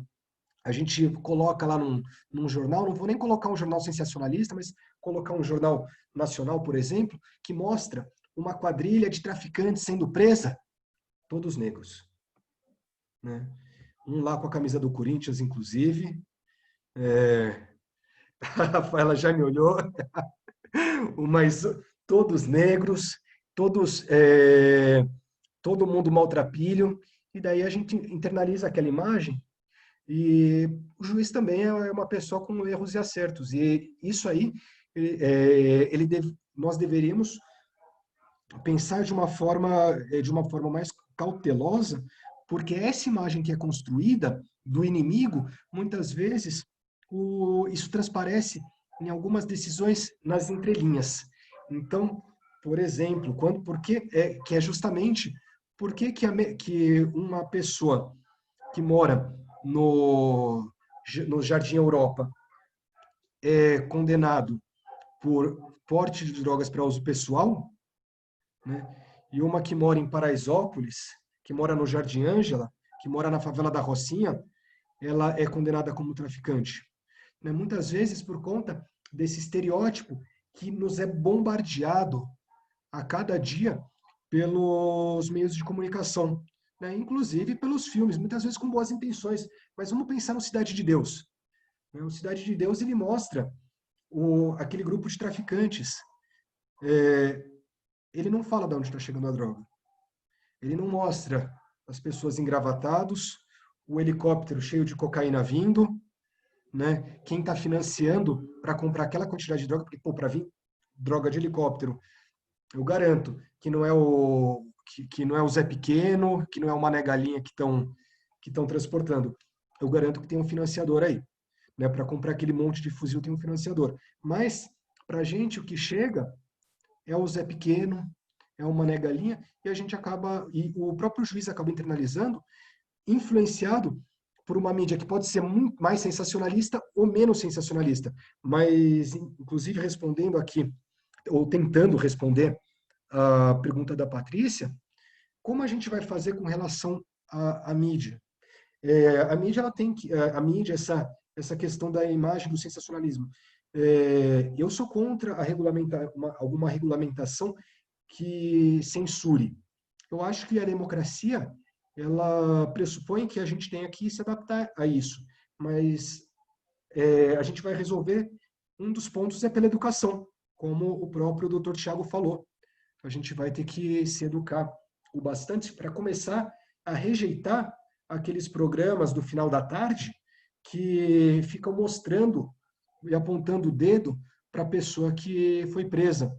A gente vai ter que se educar para não aceitar que sejam expostas pessoas negras mostradas como bandidos. A gente vai ter que se educar também para questionar quando ocorre uma abordagem policial em que há morte e o negócio está meio mal contado, para desconfiar do que está acontecendo. Porque, infelizmente, eu não sei como funciona aí, doutor Tiago, mas aqui em São Paulo, uma coisa muito triste que eu vejo é que, muitas vezes, os juízes, os promotores acabam fazendo vistas grossas para maus policiais. Como você falou, tem ótimos policiais, tem ótimos juízes, tem ótimos advogados, mas tem advogados bandidos também. Tem juízes bandidos, tem promotores bandidos, tem policiais bandidos, tem empresários bandidos. né? Tem políticos bandidos e tem ótimos políticos também. Mas muitas vezes, talvez até o juiz com um certo receio do que possa gerar as suas decisões, né, os motivos de decidir, eu não sei, mas muitas vezes ele normaliza aquela atuação do advogado que age, do advogado não, desculpa, do juiz não, do policial. Eu me coloquei e coloquei o senhor também no banco dos réus, mas normaliza aquela atitude do policial que tortura, que mata, que extorque, justamente porque na cabeça dele é uma luta contra o crime, essa luta contra o crime que foi traçada pelos filmes de Hollywood, pelos noticiários, pelos programas sensacionalistas e pelos programas que nós não achamos sensacionalistas, mas que têm sensacionalismo. Você tocou num ponto, André, para mim, fulcral. É que a gente vai muito lá na ponta, né, para ver o que o judiciário está fazendo, e nós esquecemos de evoluir enquanto investigação. A nossa polícia investiga muito mal, muito mal. E aí, quando alguém fala comigo assim, eu sou um entusiasta do tribunal do júri, eu acho que ele pode dar uma encurtada, melhorar o procedimento, ficar mais sério, mas eu ainda sou um entusiasta. E aí alguém... Aliás, quando sair da magistratura, faremos um júri juntos, então. E aí, vem alguém, vira para mim e fala assim, o júri é um teatro. Aí eu respondo assim, você já foi a uma audiência criminal? Porque o dia que você for, você vai entender o que é um teatro. Porque numa audiência criminal, o réu não tem voz. O réu não tem voz. Vamos pegar uma audiência de tráfico. Audiência de tráfico. Eu não vou nem entrar nessa questão da atuação, nada. Eu só vou dizer o seguinte. Eu chego com uma audiência de tráfico, esse é o caso real, tá? Eu chego com uma audiência de tráfico, numa comarca que eu nunca tinha ido, eu fui ajudar lá, sentei na minha mesa, um promotor já há muito tempo na comarca, e aí eu falei, qual que é a primeira audiência de hoje? Peguei, olhei o processo. A escrevente virou para o promotor, não se dirigiu a mim, virou para o promotor e falou assim, doutor, posso mandar entrar? Eu falei, mas espera aí, quem manda nisso aqui sou eu, pô. Como assim, doutor, que posso entrar para o promotor? Não, pede os 3 para entrar. Eu olhei aquilo, ela levantou, me entram 3 policiais militares. Aí eles entraram, eu fiquei olhando aquela cena, meio sem entender o que queria acontecer. Pensei, o promotor deve conversar alguma coisa, enfim, quer conversar na minha presença para depois não acusarem dele estar instruindo, e deve ser isso. O promotor virou e falou assim, aqui, pegou o processo, aqui, eu vou entregar eu vou ler aqui o boletim de ocorrência e vocês me confirmam se está correto. Eu falei, como assim, doutor? Ele falou, não, aqui a gente faz assim, eu já leio o relato do BO para os 3 de uma vez, porque depois ele só entra, a gente só confirma aqui rapidinho, não precisa, a gente não perde tempo ouvindo cada um separado. Eu falei, não, comigo aqui não, hein? Doutor, qual policial que vai negar o relato de um BO na presença dos colegas? Nenhum policial vai fazer isso, doutor. Ué, que prova é essa que nós vamos produzir? Não, foi mais rápido, não tem. É pressa demais. Não, é 1 por 1. E aí entrou um, e eu sempre tenho o seguinte hábito. Eu não entrego para o BO, nem não entrego o relato, nem leio o BO. Eu pergunto do caso. Eu sei que é muita ocorrência. Todo mundo fala, mas você é tolo, porque é muita coisa, ele não vai lembrar. Olha, muitos lembram de muita coisa. Quando realmente eu vejo, olha, doutor, não lembro, é muita coisa semelhante, tem muito caso parecido, né? Tudo bem. Eu quero então que você dê uma olhadinha no relato, ver se lembra de alguma coisa. Não tem jeito, né? Porque se eu não fizer, o promotor vai fazer, alguém vai fazer isso para ele. Então não tem jeito. Mas pensa o seguinte, quando saem os 3 policiais militares, são as únicas testemunhas de acusação que eu tenho, 3 policiais militares que foram quem fez a abordagem do indivíduo, e ele vai sair condenado. Ele vai sair condenado. Não vai ter absolvição. E aí quando você pega a investigação, ela é horrível. É muito comum a polícia chega e fala assim, não, nós ficamos do alto monitorando a atividade, vimos que ele entregou droga para fulano de tal, fulano de tal, fulano de tal, e aí vimos que ele estava na mercancia, quando nós abordamos, a gente sabia que ele buscava a droga em determinado local no meio do mato, então a gente foi ao local, encontrou a droga e tal, tal. Aí eu viro e falo assim, tudo bem, vocês ficaram monitorando. Filmaram? Não. Mas quando não precisa, a gente usa a câmera. Agora que eu quero que você me mostre a câmera dele lá, fazendo a mercancia da droga. Não filmou por quê? Não era uma ação velada da polícia? Por que não filmou?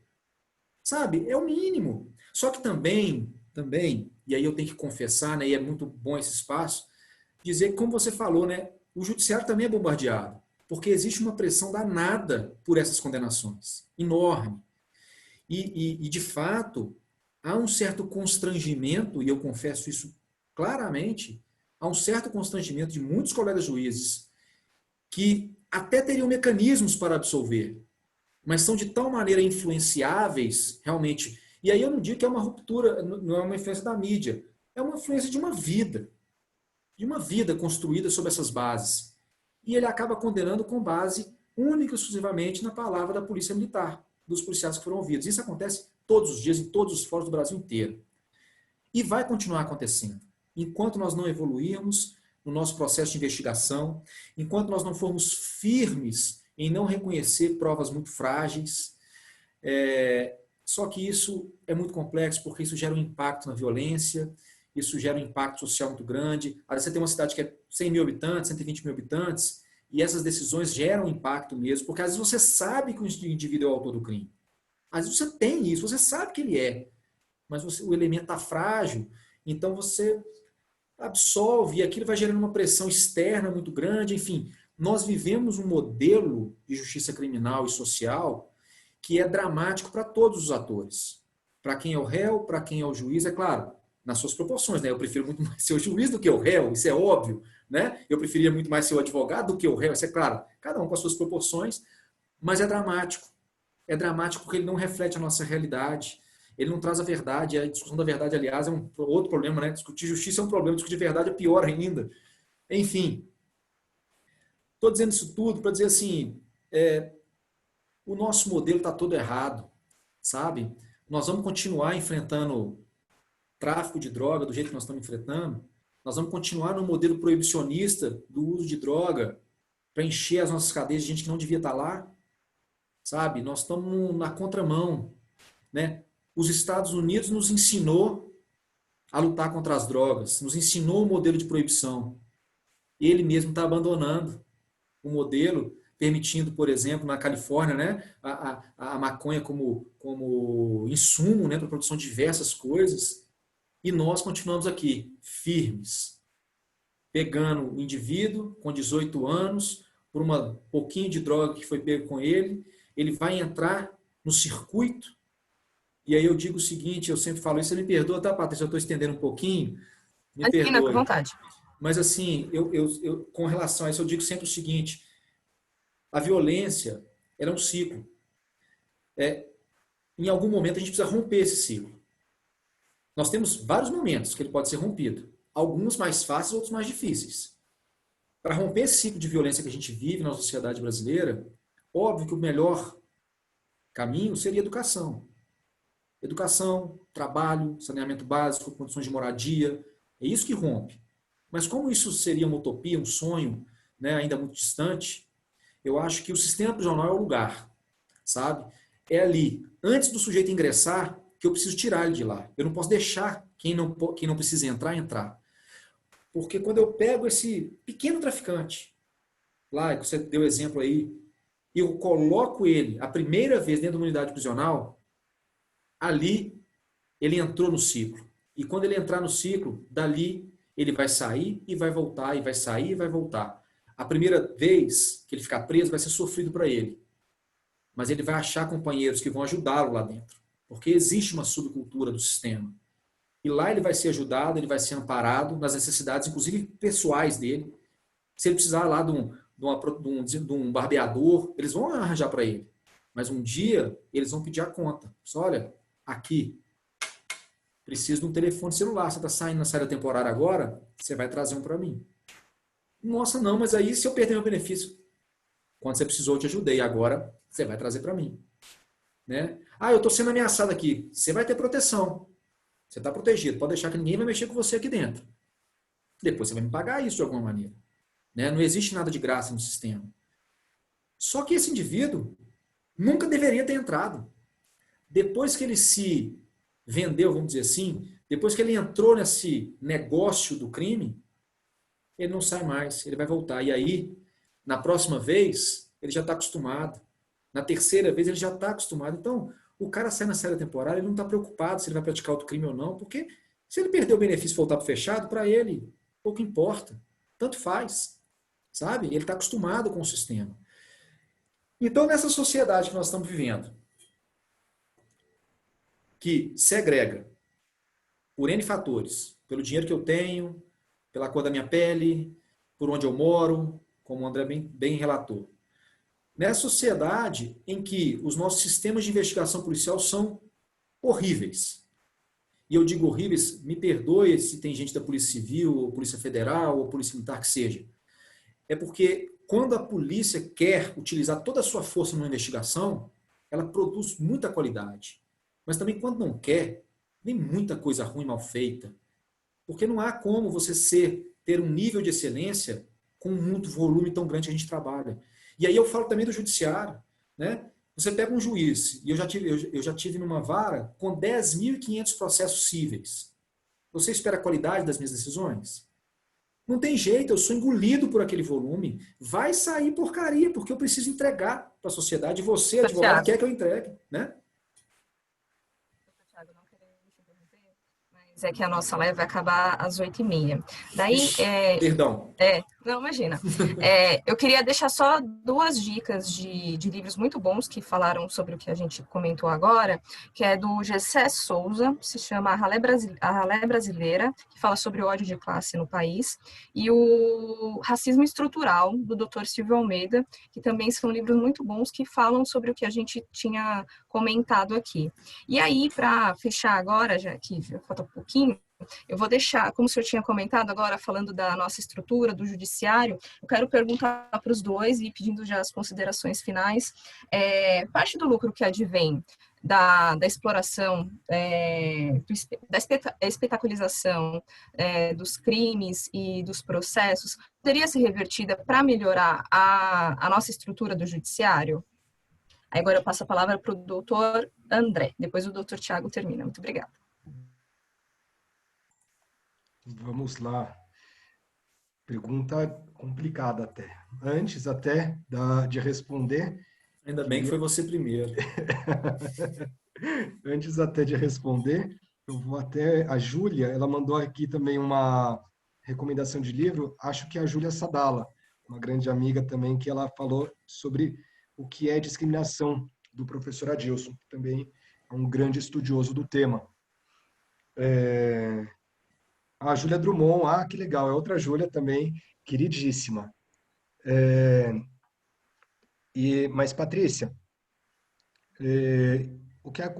me chamou muita atenção no primeiro episódio lá do Condenados pela Mídia, que quem tinha o programa que colocou aquela pessoa numa situação constrangedora, né, aquele rapaz numa situação constrangedora, e que foi o catalisador para aquele ato homofóbico, aquele ato atroz, né, aquele homicídio que não seria justificado, obviamente, mas que foi desencadeado por aquele programa, foi a Fox. E a TV Justiça, né, a Curt TV, né, que não é TV Justiça que é estatal, mas é a Curt TV, que seria a TV da Corte, ou TV Justiça em inglês, também é da Fox, é do grupo Fox. E uma coisa que me chamou muita atenção, eu não sei se vocês notaram, mas o advogado, ele falou assim, quando a gente entrou com a ação civil, eu achei muito estranho que eles não tentaram um acordo. Eles quiseram levá-la para frente. Aquilo lá, quando ele falou, na hora que ele falou, eu não dei tanta importância. Eu notei a importância disso no final. Né? Eu falei, olha só, olha o que aconteceu.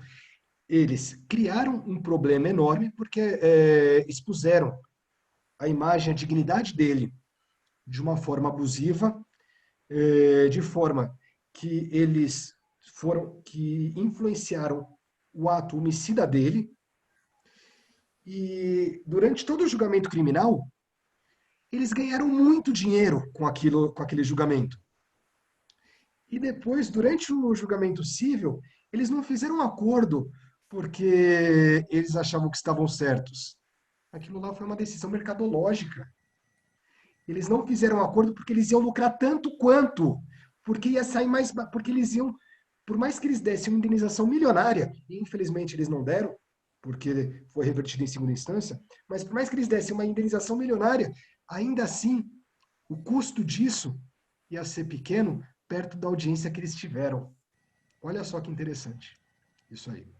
Então, nesse ponto, olha como o mercado do medo, como o crime ele pode ser rentável, né? Tem um pesquisador americano, não lembro o nome dele, mas ele fez um levantamento e falou, olha só, ele foi elencando as graves doenças americanas e a quantidade de população que sofria dessas doenças, câncer, não sei quantos milhões, esquizofrenia, não sei quantos milhões, e foi somando. E ele chegou à conclusão que existiam, né, no final da conclusão ele fala, são dados alarmantes, afinal, nós temos 500 milhões de pessoas com doenças graves num país que temos apenas 250 milhões de pessoas. Ou seja, o dobro da população com doenças graves. Por quê? Porque o medo vende. Então, eu acho que seria interessante, sim, que fizesse, talvez por meio de imposto, né? Não sei como fazer isso, mas talvez por meio de imposto, que programas que transmitissem o dia a dia policial, que transmitissem o dia a dia do tribunal, tivessem que pagar um certo valor ao sistema de justiça. Mais ou menos como acontece com o futebol. Aliás, eu adoro futebol, adoro fazer comparação de direito e futebol. Dificilmente eu vou falar alguma coisa sem falar disso. Mas talvez seja uma saída fazer como acontece com o futebol. A pessoa que tem que... Quando os times vão jogar, a TV não quer transmitir, tem que pagar para os times. Talvez, você quer transmitir alguma coisa relacionada a crime, relacionada à violência, relacionada a processos judiciais, transmita. Mas vai ter que pagar um imposto para os tribunais. Isso daí é uma forma, inclusive, que nós possamos investigar com qualidade. Né? Que esse dinheiro seja transferido para o sistema de justiça criminal, para a justiça, que seja transferido também destinado para as polícias, porque um dos problemas que a gente tem muito sérios aqui no Brasil é que não se investiga. E não se investiga porque você chega numa delegacia, tem muitas vezes a metade das pessoas que deveriam ter, lá dos trabalhadores que deveriam ter. Você chega numa delegacia e não tem papel para imprimir boletim de ocorrência. E, aliás, a última vez que eu vi uma máquina de escrever foi numa delegacia de São Paulo, porque tinha acabado a tinta da impressora. Né? Olha que absurdo.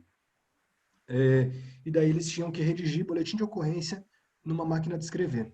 Olha que coisa surreal, né? E não faz tanto tempo, faz mais ou menos uns 5 anos isso aí.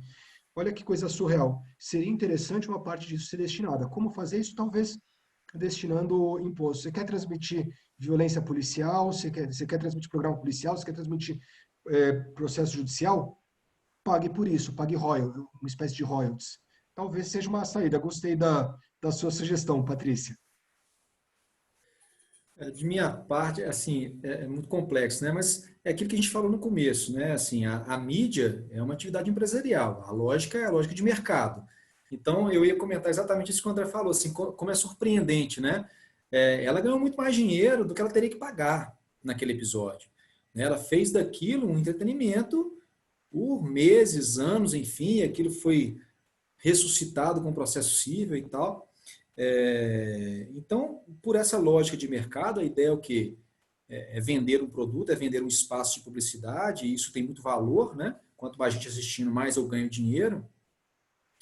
E nessa perspectiva, né, dessa lógica de mercado, eu teria dificuldade apenas de compreender, ou de compreender não, ou melhor, a discussão seria maior, sabe, doutora Patrícia? Quando a gente fala da livre iniciativa, né, daqueles princípios relacionados à livre iniciativa, à economia, né, ao modelo capitalista, né, adotado pela sociedade brasileira, enfim, para dizer assim, olha, peraí, liberdade de imprensa somado à livre iniciativa, agora você quer me cobrar né? Você quer dinheiro para poder transmitir, e mais do que isso, quando você soma com a publicidade dos julgamentos, que também está na Constituição, né, dos julgamentos do Poder Judiciário são públicos, isso seria uma grande discussão. Sobre isso, eu só queria encerrar assim. Primeiro, publicidade do julgamento não significa espetáculo, né? E aí tem uma parte no último episódio que eu achei fantástica e eu fiz questão de pontuar, né? Deixa eu ver se eu acho que eu anotei aqui em algum lugar. Tô vendo se eu fiz umas anotações com relação ao último episódio, mas é uma frase aqui, ó. É uma frase do último episódio, fala assim, ó, quando o julgamento se torna um espetáculo, todos os envolvidos são injustiçados, né? A espetacularização do crime não educa ninguém. Então, quando eu falo de publicidade dos julgamentos e quando eu comparo com essa ideia da mídia poder cobri-los, eu acho que há um exagero naquele modelo norte-americano de poder permitir câmeras dentro do tribunal e filmar tudo, enfim. Né? Eu acho que no modelo brasileiro isso não seria admissível, porque essa publicidade estaria ali limitada pela presunção de inocência, né? Pela vida privada, intimidade, dignidade humana, enfim. E acho que a única saída de fato para que a gente pudesse reverter ao próprio judiciário ou ao próprio sistema de justiça, né, valores arrecadados aí pela grande mídia, seria como o doutor André falou, né, fazendo alusão ao futebol, se bem que o futebol, para mim, ultimamente está bem sem graça, já que o meu time do coração despencou para a Série B, mas certamente retornaremos mais fortes, né? Claro. Afinal, o maior de Minas não pode ficar na Série B. Enfim, seria essa lógica do futebol. Né? Você quer mostrar o show? Então pague pelo show. Né? Seria a única possibilidade, mas que eu acho muito difícil de emplacar. E aproveitando, já que você pediu, eu vou me despedindo, né? Agradecendo imensamente, assim, um debate dos mais ricos que eu participei nos últimos tempos. Assim, eu fiquei realmente bastante feliz com a possibilidade, pedindo desculpas eventualmente, porque, de fato, essa questão racial não é como é que eu diria assim para a doutora Rafaela, não é o meu lugar de fala, não é algo que eu estou habituado a tratar e a discutir, não é um objeto de estudo, eu confesso.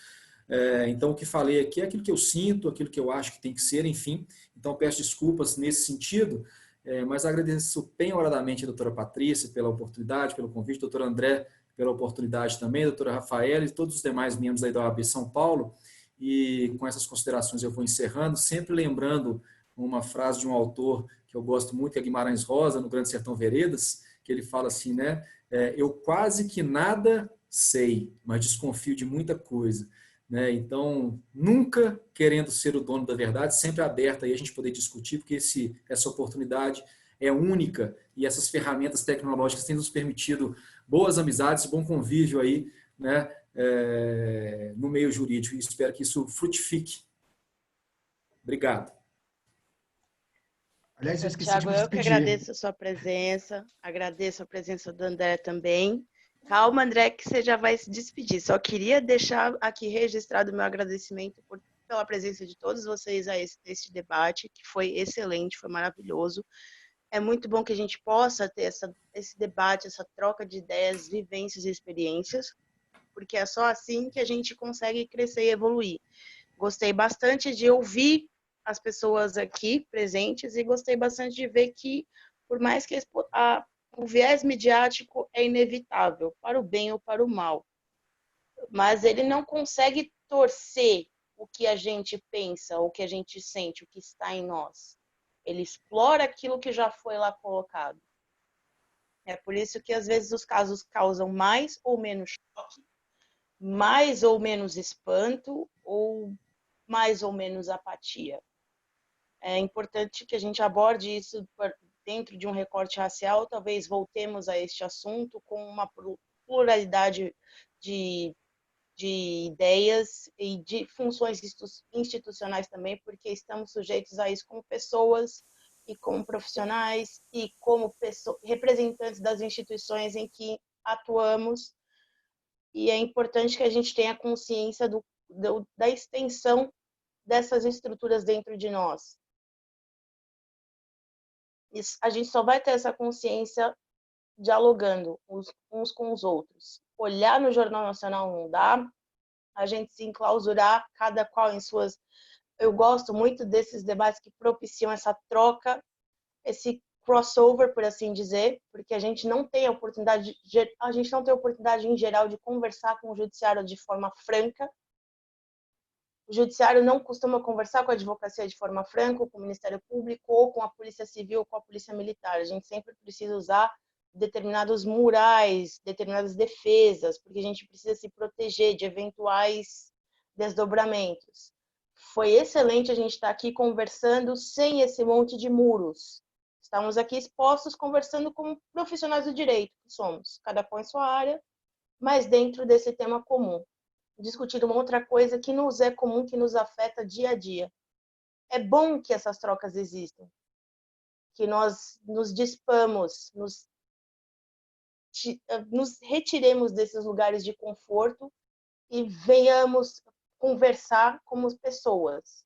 A gente conseguir evoluir e tratar as coisas melhores no nosso mundo também. Saio daqui com uma riqueza particular, que é a riqueza de ter ouvido os senhores, ter adquirido conhecimentos, ter aprendido, ter desfrutado e prestigiado esse evento de um ponto de vista ímpar. Eu acho que foi maravilhoso e agradeço pela oportunidade de estar aqui com vocês, partilhando desse pequeno momento, naquele pingo de existência cósmica que a gente chama de vida. E é isso. Passo a palavra para o meu querido André, querido coordenador. Eu sempre chamo ele de querido coordenador porque ele adora participar dos debates mais ricos e mais complexos que a gente tem na comissão. É uma das coordenadorias mais frutíferas. Espero que a coordenadoria de metodologia de pesquisa, que está agora começando a fazer seus eventos, siga esse exemplo. E sempre é o nosso querido. André, está na hora de você dar a sua despedida. Queria agradecer mais uma vez ao convite da Rafaela, uma queridíssima. Nos conhecemos por conta da comissão e cada vez mais gosto mais. Eu acho que é uma das pessoas que eu mais tenho conversado nessa pandemia. E tem sido muito gostoso.